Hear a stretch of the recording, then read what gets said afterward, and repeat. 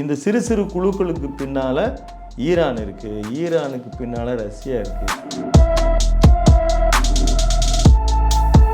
இஸ்ரேலை ஈரான் தாக்குச்சுன்னா நாங்கள் இஸ்ரேலுக்கு தான் ஹெல்ப் பண்ணுவோன்ற ஸ்டேட்மெண்ட்டை அவர் அமெரிக்க அதிபர் டொனால்டு ட்ரம்ப். ஈரான் அடிக்கிறாங்க, இஸ்ரேலை சுற்றி பாதிப்பு ஏற்படுது. இஸ்ரேல் அடிக்கிறாங்க, சிரியா லெபனான் பாதிக்கப்படுது. இந்த விதமான திறமையெல்லாம் வடகொரியா கிட்ட காட்டணும் இருக்கு. ஆமாம், இப்போ நான் போர் பண்ணுறேன், உன்னால் என்ன பண்ண முடியும்? சத்தாம் ஹுசேன் ஈரானை இப்படியே சொல்லி சொல்லி தான் ஒரு ஆயுதங்களில் சோதனையெல்லாம் இட்டாங்க.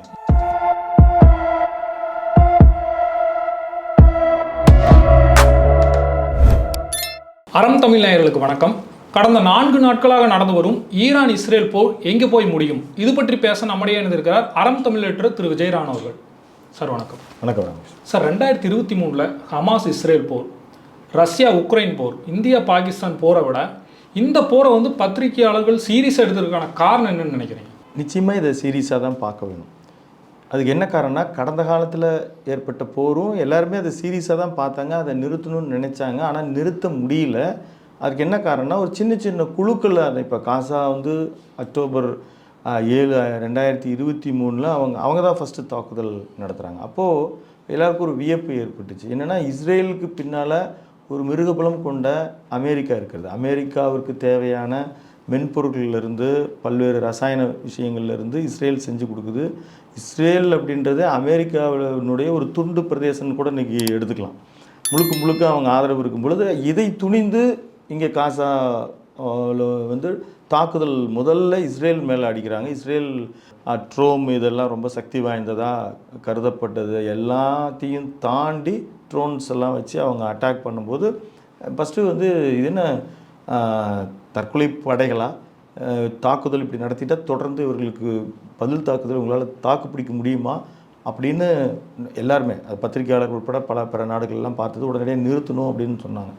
ஆனால் அவர்களுக்கு அங்கே பக்கத்தில் இருக்கக்கூடிய லெபனான் ஆகட்டும், ஏமன், இன்னும் சிரியாவில் இருந்து கூட சின்ன சின்ன டிஸ்டர்பன்ஸு இஸ்ரேலுக்கும் வந்துச்சு, உதவிகளும் அவர்களுக்கு கிடைச்சிது. ஏமனில் பக்கத்தில் நாடுகள்லேயும் அவர்களுக்கு தொந்தரவு வருது. இந்த ஒவ்வொரு நாடுகளும் ஒரு பிராக்சி கிளர்ச்சி குழுக்களை ஈரான் உருவாக்கி வச்சுருக்குது. அங்கே ஹூத்திஸ் ஆகட்டும், இஜ்புல் முகதான்னு சொல்லி லெபனானில் இயங்குகிற இயக்கமாகட்டும், சிரியாவில் அது மாதிரி சின்ன சின்ன கிளர்ச்சி குழுக்களுக்கெல்லாம் ஃபண்டிங், வெப்பன்ஸ் எல்லாத்துக்கும் பின்னணி ஈரான் தான்.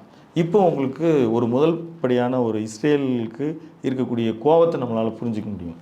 அப்போ இஸ்ரேலுக்கு பின்னால் அமெரிக்கா இருக்குது, இந்த சிறு சிறு குழுக்களுக்கு பின்னால் ஈரான் இருக்குது, ஈரானுக்கு பின்னால் ரஷ்யா இருக்குது. இதுதான் இதனுடைய மேப்பு.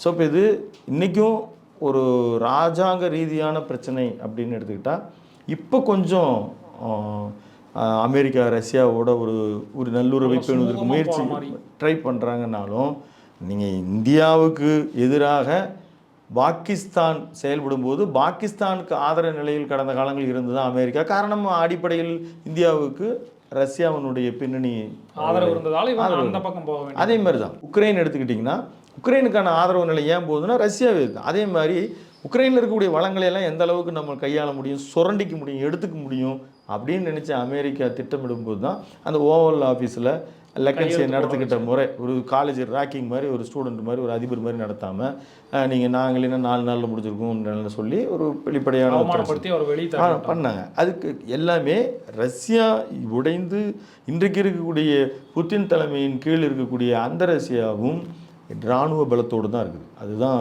பெரிய விஷயம்.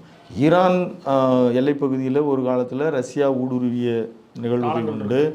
ஈராக் சும்மா இருக்க மாட்டாமல் ஈரான் மீது சதாம் ஹுசேன் பேரில் அவங்க போய் ஒரு நாடு பிடிக்கும் ஆசையில் இறங்குற போதும் பெரிய பிரச்சனைகள் ஏற்பட்டது. இந்த ஓவராலாக இந்த பிரச்சனையில் என்னென்னா, அமெரிக்கா தலையீடு அப்படின்னு வரும்பொழுது 2 உலகப் போர்களினுடையும் முடித்து வைத்த ஒரு பெருமை அமெரிக்காவுக்கு இருக்குது. ஏன்னா அன்னைக்கு அவங்க பலம் பொருந்திய நாடாக பொருளாதாரத்துலேயும் சரி, படைபலத்துலேயும் சரி பெரிய அளவில் அவங்க இருந்தாங்க. வல்லரசு நாடுன்றது இன்றைக்கி தெரியும். இப்போ ரஷ்யா சிதறுண்டு போகிற மாதிரி சிதறுண்டு போகல. ஆனால் இன்றைக்கி பலகீனம் தான் பொருளாதாரத்தில் அடைந்திருந்தாலும் அதை மீட்பதற்கான உலக நாடுகளுக்கெல்லாம் பஞ்சாயத்து பண்ணி மீட்பதற்கான நிலைமையில் தான் இருக்கிறாங்க. இஸ்ரேலை எந்த காலத்திலையும் அவங்க விட்டு கொடுக்க மாட்டாங்க. ஒருவேளை இப்போ இன்றைக்கி வந்திருக்கிற ஒரு தகவல் இஸ்ரேலில் இருக்கக்கூடிய தூதரகத்தை ஈரான் வேறு வழி இல்லாமல் அட்டாக் பண்ணியிருக்கிறதுனால அவங்க தற்காலிகமாக மூடிட்டாங்க அந்த தூதர். அது வந்து அதாவது இந்த போரில் அமெரிக்கா நேரடியாக இறங்கி மற்ற இடத்துக்கெல்லாம் மத்தியஸ்தம் பண்ணாங்க. இப்போ இந்தியா பாகிஸ்தான் உட்பட ஒரு இந்த ஆப்ரேஷன் சிந்தூர்லாம் வரும்பொழுது உடனடியாக மத்தியஸ்தம் பண்ணி அவர் தான் ஃபஸ்ட்டு ட்வீட் போடுறாரு.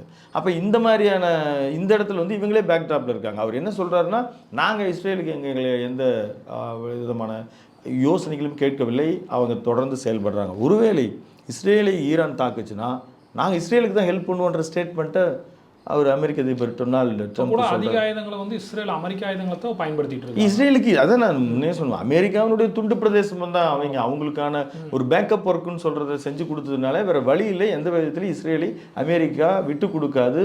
அவர்கள் தொடர்ந்து அவர்களுக்கு தான் ஆதரவு தருவாங்க. இந்த பின்னணி இதுதான். ரஷ்யாவும் இப்போ அங்கே ஈரான் அந்த அதாவது முஸ்லீம் கண்ட்ரிஸ் எல்லாம் அரபு கண்ட்ரிகள் நம்ம ஒரே வகையில் பார்த்தாலும் அங்கே முஸ்லீம்கள் சியா பிரிவு சன்னி பிரிவுன்னு ரெண்டாக பிரிந்து இருக்கிறாங்க. அந்த வகையில் இப்போது இருக்கக்கூடிய ஈரான் வந்து அவங்க சியா பிரிவு, மற்ற சவுதியிலேருந்து மற்ற இடங்கள் எல்லாம் இருக்கிறவங்கள சன்னி பிரிவு. அந்த பிரிவும் அமெரிக்காவுக்கு ரொம்ப நல்லுறவை பேணிட்டு தான் இருக்கிறாங்க. அதனால தான் இப்போ ஈரானுக்கு மிகப்பெரிய அளவில் ஒரு உதவிகள் அப்படின்னு கிடைக்கல. சவுதியில் இருக்கக்கூடிய எல்லா விதமான விஷயங்களுக்கு அதாவது ஒன்றை சார்ந்து இருக்கிறாங்க. அமெரிக்கா மிகப்பெரிய இது சவுதி இருக்கிறாங்க. ஆமாம், இல்லை அமெரிக்காவுக்கான ஆயில் ப்ரொடக்ஷன் ஐரோப்பிய கண்ட்ரிகளுக்கு எல்லாம் கொடுப்பதன் வழியாகத்தான் இந்த அரபு நாடுகள் வளம் மிக்க தான் இருக்குது. மத்திய கிழக்கு நாடுகள்லேருந்து நீங்கள் அரபு நாடுகளுடைய எல்லா எண்ணெய் வளமிக்க நாடுகள் எல்லாமே அவங்க அமெரிக்கா கண்டத்தையும் ஐரோப்பிய கண்டத்தையும் சார்ந்து தான் இவங்க பொருளாதாரம் இருக்குது.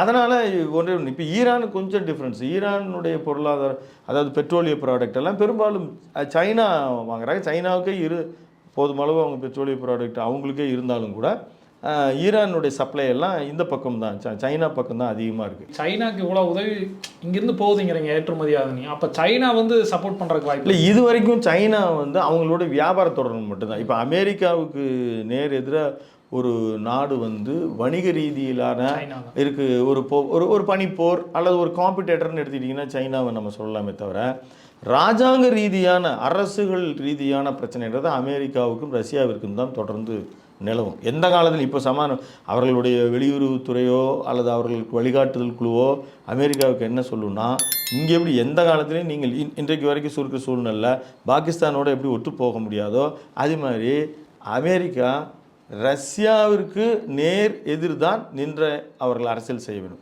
இதில் சைனா குறுக்க வராது, இதில் பெரும்பாலும் வருவதற்கு வாய்ப்பு இல்லை. இப்போ ஈரானில் மிகப்பெரிய ஒரு கச்சா எண்ணெய் சந்தை இருக்குன்னு கூட சொல்லலாம். நிறையா நாடுகளுக்கு ஏற்றுமதி பண்ணுறாங்க. இதில் வந்து இந்த போரால் பாதிக்கப்படுற நாடுகள் ஏதோ இந்தியாவாக இருக்குன்னு நீங்கள் நினைக்கிறீங்களா? ஒபேக்னு ஒரு ஆயில் எக்ஸ்போர்ட்டிங் ஒரு கமிட்டி இருக்காங்க. அந்த ஆர்கனைசேஷன் தான் பல நேரங்களில் க்ரூட் ஆயில் சப்ளையை நிறுத்துவாங்க.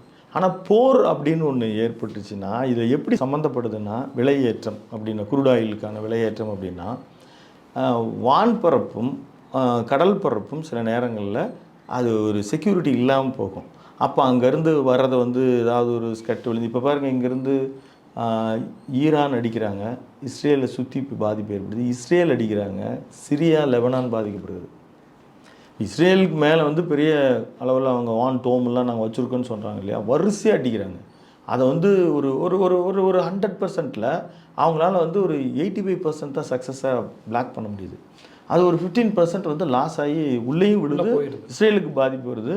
அதேமாதிரி இஸ்ரேல் தரப்பில் அடிக்கிறது வந்து முழுமையாக ஈராக்கினுடைய வான்வெளியை நாங்கள் பயன்படுத்துகிறாங்கன்னு ஒரு கம்ப்ளைண்ட் இருந்தாலும் குறி வச்சு அட்டாமிக் எனர்ஜி எங்கே இருக்குதோ அதை தான் அவங்க தாக்குதல் நடத்துகிறாங்க. அவங்களுடைய அட்டாமிக் பிளேசஸ் எங்கேயோ அதை வந்து தாக்குதல் நடத்தி குறிப்பாக இப்போ ஒரு விஞ்ஞானிகள் இருக்கிறாங்கன்னா அந்த விஞ்ஞானிகள் இருக்கிற இடத்தையெல்லாம் நோக்கி தாக்குதல் பலியானதாக கூட நம்மளுக்கு நியூஸஸ் வந்துட்டு இருக்கு. இப்போ வந்து மெயினாக சொல்கிறது வந்து அவங்க அணு ஆயுதம் வச்சுருக்காங்க, அதுதான் எங்களுக்கு அச்சமாக தோணுது. அதனால தான் அணு ஆயுதத்தாக்கு அவங்க எங்கள் மேலே யூஸ் பண்ணிடுவாங்க அப்படிங்கிறதால தான் அதை குறி வச்சு நாங்கள் இந்த விதமான திறமையெல்லாம் வடகொரியா கிட்ட காட்டணும். அதாவது அமெரிக்காவாகட்டும் அவங்க வந்து அவங்க இருக்கு. ஆமாம், இப்போ நான் போர் பண்ணுறேன், உன்னால் என்ன பண்ண முடியும் அப்படின்னு வடகொரியா போய் எல்லா நாடுகளும் வச்சுருக்காங்க. ஆனால் அவங்களாம் சில ஒப்பந்தங்கள் வச்சுருக்காங்க. நாங்கள் அதாவது இன்றைக்கி வந்து பவர் எனர்ஜிக்கு வந்து செலவு பண்ணும்போது இங்கே நம்ம கல்பாக்கத்தில் இருந்து யுரேனியம் செக்ரேட் ஆகும். அந்த யுரேனியத்தை வந்து நீங்கள் ஒரு 5% அளவில் அதனுடைய செறிவூட்டம் செய்தீங்கன்னா அது அப்படியே ஆட்டாபாமாக மாற்றிக்கலாம். அந்த அளவு ஈரானிடம் இருப்பதாக ரொம்ப ஆண்டுகளாக இருப்பதாக செய்திகள் இருக்குது. இதுக்கு வந்து யார் பதறணும்? அதுக்கு சுற்றி இருக்க நாடுகள் தான் பதறணும். ஆனால் இது இஸ்ரேல் பதறுவது ஒரு நியாயம் இருக்குது. அமெரிக்கா இதில் வந்து ஒப்பந்தத்துக்கு வந்து இது வந்து நீங்கள் அந்த செறிவூட்டுக்கு அனுப்ப மாட்டேன்ற ஒரு ஒப்பந்தத்துக்கு வாங்கன்னு சொல்லி அமெரிக்கா கூப்பிடுது. ஆனால் இதுக்கு முன்னாலே இந்த பிரச்சனையை முடித்து அவங்கள டம்மி ஆக்கணும். ஏன்னா இப்போ நீங்கள் இந்த சின்ன கிளர்ச்சி குழுக்கள்லாம் இருக்கு இல்லையா, ப்ராக்ஸி டீம்ஸ், அவங்க எல்லாமே இந்த நேரத்தில் இப்போ செயலிழந்திருக்கிறாங்க. இந்த நேரத்தில் ஈரான் மீது இந்த காரணங்களெல்லாம் இவங்க அட்டாமிக் வச்சுருக்கிறாங்க, இவங்க அணு ஆயுதங்கள் எல்லாம் தயாரிக்க போகிறாங்க, இப்படியெல்லாம். இதே மாதிரி தான் சத்தாம் ஹுசேன் ஈரானை இப்படியே சொல்லி சொல்லி தான் ஒரு ஆயுதங்களில் சோதனையெல்லாம் இட்டாங்க, பலமுறை சோதனைகள் இட்டாங்க. அவர் போய் அரண்மனைகளில் அவர் வசிக்கிற இடம் எல்லாமே சோதனைட்டு இவர் நேரடியாக ஒரு அரண்மனையை சோதிக்க விடலை, அவரோட அதிபர் மாளிகையை சோதிக்க விடலை. ஆனால் இவங்க திருப்பி திருப்பி திருப்பி சொல்லி கடைசியாக ஒரு குற்றவாளியாக்கி அவருடைய கூண்டில் ஏற்றினாங்க. யாருக்கு பாதிப்பு, இரு நாடுகளில் யாருக்கு பெரிய பாதிப்பு இருக்கும் அப்படின்னு பார்த்தீங்கன்னா எல்லாருக்கும் போர்ன்றது பெரும்பாலான பாதிப்புகள் எல்லாருக்கும் இருக்கும். இந்த டிரான்ஸ்போர்ட்டில் எல்லா பக்கமும், அதாவது கடல் பரப்பும் வான் பரப்பும் அச்சத்துக்குரியதாக இருக்கிறதுனால இதை பயன்படுத்திக்கிட்டு இந்த ஒபாக் ஆர்கனைசேஷன் ஆயில் சப்ளை மற்ற நாடுகளுக்கு அனுப்புறது நிறுத்தினாலே, குரூட் ஆயில் அனுப்புறது நிறுத்தும் போது நேச்சுரலாக விலையேற்றம் ஏற்படும். ஆனால் இன்றைக்கி ஒரு அளவிற்கு ஆல்டர்னேட் ஃபியூஸ் போயிட்டாங்க. CNG, auto LPG, power productions, இந்த மாதிரியான விஷயங்கள் கனடா, அமெரிக்கா நாடுகள், இந்தியாவுமே கொஞ்சம் கொஞ்சமாக உருமாறிட்டு வராங்க. இருந்தாலும் ஆயில் ப்ரைஸை நம்பி தான், டீசல் மாதிரியான பொருட்கள் நம்பி தான் நீங்கள் அந்த ஒன்றை விலையேற்றம் செய்தால் உணவுப் பொருட்கள் விலையெல்லாம் ஏறும். அந்த எஃபெக்ட் வந்து எல்லா பக்கமும் இருக்கும், உலக நாடுகள் பூரா இருக்கும். போர்னு ஒன்று நடந்துட்டாலே நீங்கள் நேச்சராக வந்து பங்கு சந்தைகள் வீழ்ச்சி அடையும், ஒரு இன்செக்யூர், இது எல்லாத்தையும் பாதிக்கும். இந்த போர் நம்ம எல்லாம் விவாதிக்க காரணம், அமெரிக்க தலையீடு செய்தால் மிகப்பெரிய உக்கிரமாகும், மிகப்பெரிய அழிவுகள் ஏற்படும். ஏன்னா வந்து இவங்க ஒரு 1.5 கோடி பேர் அளவில் தான் இஸ்ரேல் இருக்கிறாங்க, இங்கே 9 கோடி பேர் இருக்கிறாங்க, பரப்பளவில் ரொம்ப பெருசு. அவர்களுடைய ஒரு வலிமைக்கு அதுக்கு பின்னால் ரஷ்யா இருக்குது, இவர்களுக்கு பின்னால் எப்படி இஸ்ரேல் இருக்கோ, அதனால் இவங்க திருப்பி தாக்குதல் தொடங்கிட்டாங்க. ஏன்னா அது வந்து ஒரு கிளர்ச்சி குழு அல்ல, ஈரான்றது ஒரு நாடு. அப்போ இவங்க இதுக்கு முன்னாடி ஒரு கிளர்ச்சி குழுகிட்டவங்க இவங்க போராடல, ஒரு நாட்டோட போராடுறாங்க. இன்னொரு 2 வல்லரசுகள் இதுக்கு பின்னணியில் இருக்கிறதுனால எல்லோருமே இது வருத்தமும் அச்சத்தோடும் பார்க்க வேண்டிய காலகட்டாயத்தில் தான் இருக்கிறோம். இந்தியா பாகிஸ்தான் போரை நான் தான் நிறுத்தினேன், நான் தான் மத்தியசம் பண்ணேன் அப்படின்னு சொல்கிற ட்ரம்ப் வந்து இன்னும் இந்த போரை நிறுத்த முடியாமல் இருக்கிறதுக்கான காரணம், அதில் தலையீடு பெருசாக இல்லாததுக்கான காரணம் என்னன்னு நினைக்கிறேன். தலையீடு அவங்க பின்னால் இருக்குது. இவர் இந்த போரை விரும்புகிறாருன்னு தான் தோணுது. இவருடைய தலையீடு இல்லாமல் எப்படி இஸ்ரேல் செய்யும்? இஸ்ரேல் செஞ்சதுக்கு அப்புறம் எனக்கு தெரியலன்றாரு, வெரி குட்ன்றாரு. அதுக்கப்புறம் அட்டாக் பண்ண முடிஞ்சதுக்கு பிறகு இப்போ இவங்க திருப்பி அங்கே மக்கள் கிளர்ச்சி அடிக்கிறாங்க. எங்கே ஈரானில் வந்து நீங்கள் என்ன அடி வாங்கிட்டு சும்மா இருக்கிறீங்க அப்படின்னு சொல்லி அவர்கள் வீதியில் இருக்க போராட வேண்டிய ஒரு இதை பார்த்தோன்னே அங்கே இருக்கக்கூடிய சுப்ரீம் லீடர் திருப்பி அட்டாக் நாங்கள் பண்ணுறோன்னு செய்தி விடுக்கிறாரு. அவங்க ஸ்டார்ட் பண்ணிட்டாங்க. இப்போ இது எது அப்படிங்கிறாரு. ஆமாம், திரும்ப அவர் அப்துல் ரஹ்மான் கவிதை தான், காதலும் போரையும் தொடங்குவது எழுது முடிக்க முடியறது ரொம்ப கஷ்டம் அப்படின்னு அவர் எழுதிய வார்த்தைகள் தான் எழுதி. ஒரு பெரிய கஷ்டம் தான். இது எப்படி நிறுத்த போகிறோம்? இதுக்கு முன்னால் இப்போ வருஷ கணக்கில் உக்ரைன் ரஷ்யா நடந்துட்டு இருக்குது. அங்கே வந்து போது ஈஸியாக முடிச்சிருவாங்க ரஷ்யான்னு அப்படி தான் நினைச்சேன். ஆனால் எவ்வளவு பாதிப்பு தெரியுங்களா? ஒரு தலைமுறை கல்வியற்று போகிறது, ஒரு விவசாயங்கள் பூமி. அவங்க தான் சூரியகாந்தி எண்ணெயை வந்து சன்ஃப்ளவர் அதிகமாக அவங்க தான் அங்கே ரஷ்ய பார்டர்லையும் இங்கே தான் வந்து மிகப்பெரிய அளவில் கான்ட்ரிபியூட் பண்ணுறாங்க. அதை கச்சா எண்ணெய் அது அந்த ஒரு ஆயிலை கொடுப்பாங்க, அது அப்படியே கொஞ்சம் கொஞ்சமாக ட்ரை ஆகிட்டு இருக்கு. இது மாதிரி மக்கள் நோய்வாய்ப்படுறாங்க, மருந்து பொருட்கள் கிடைக்கல. இந்த காசா அந்த வெஸ்ட் பேங்க் ஸ்ட்ரீட்டில் எப்படி மக்கள் ரொம்ப கஷ்டப்பட்டுட்டு இருக்கிறாங்களோ அந்த மாதிரி போர் நடக்கிற ஒவ்வொரு இடங்கள்லையுமே நீங்கள் நம்ம பாகிஸ்தானில் கூட போர் நடந்து ஒரு குறிப்பிட்ட 2-3 நாள் நீங்கள் மருத்துவமனைகள் அது இது எல்லாமே போகிறது, வெளியில் வர்றது, மருத்துவர் வராமல் இருக்கிறது, மருந்து பொருட்கள் வராமல் இருக்கிறது, இது மாதிரியான கஷ்டங்கள் ஏராளமாக இருக்கிறது. அதனால் போர் அப்படின்றது இது ரொம்ப சீரியஸாக விட்டுருக்கு. நம்ம 2-3 முறை சொல்லிட்டோம். ஆனால் இது உலக நாடுகள், ஏன்னா முன்ன வந்து ஈரான் ஈராக்கு இடையில் 80s நடந்த போரில் ஒரு 7-8 ஆண்டுகள் நடைபெற்ற போது ஐநா அன்றைக்கு ரொம்ப வலிமையாக இருந்தது. ஐநா போய் அங்கே பேசி அதை நிறுத்தினாங்க. அந்த இப்போ வந்து ஐநா அமைப்புக்கே இவங்க சப்போர்ட் பண்ணுறதில்ல. அவர் வந்து WHO இல்லை, வெளியில் வராரு. அதுக்கு அந்த கான்ட்ரிபியூஷனில் அமெரிக்கா எதுக்கும் தரமாட்டோம், என்னை யாரும் கேள்வி கேட்கக்கூடாது, கேள்வி கேட்குற பொசிஷனில் யார் இருந்தாலும் நாங்கள் அங்கே ஒர்க் பண்ண மாட்டோம், வெளியில் வந்துடுறோன்ற நிலையில் அமெரிக்கா இருக்குது. அதுதான் இன்னொரு அச்சத்துக்கும் காரணம். இவங்க தலையிட்டு போர் பண்ணால் யார் கேட்குறது? யார்? அமெரிக்காவை. எல்லாமே அமெரிக்காவினுடைய அடிமைகளாக தான் இருக்கிறாங்கல்ல. இவர் நாங்கள் நிறுத்தினு இப்போ போகிறோம், நாங்கள் இந்தியா பாகிஸ்தான் போகிறோம், நான் நிறுத்தினு ஆப்ரேஷன் சிந்தூர் இங்கே சக்ஸஸ்ஃபுல்லாக பேசிகிட்டு இருக்கும்போது அவர் ட்வீட் பண்ணுறாரு, பேசுகிறாரு. இங்கே இருக்க எதிர்க்கட்சிகள் எல்லாமே கேட்குறாங்க, தொடர்ந்து கேட்குறாங்க, இன்ன வரைக்கும் கேட்குறாங்க. அவங்க எதுக்குமே பதில் சொல்லல, சொல்ல முடியல. அவர் நான் 2 பேர்கிட்டையும் எப்படி நிறுத்திங்கன்னு கேட்கும்போது 2 பேர் வர்த்தகத்தையும் நான் நிறுத்தணும்னு சொன்னேன், உடனே அவங்க நிறுத்திட்டாங்க அப்படின்னு சொல்லி ரொம்ப சாதாரணமாக கடந்து போகிறார். ஆனால் இது வருங்காலங்களில் மிகப்பெரிய பாதிப்புகளை அது அதிகரிக்கத்தான் செய்யும். காரணம், அமெரிக்காவை இதற்கு முன்னால் நடந்த போரை நிறுத்த விரும்பியது, இதை நடத்த விரும்புகிறது என்ற சந்தேகம் இருக்கிறது. அதனால் இது ஒரு அச்சத்துக்குரியது. உங்கள் கருத்து பதிவுக்கு மிக்க நன்றி சார். நன்றி. இணைந்திருங்கள் அறம் தமிழுடன். நன்றி.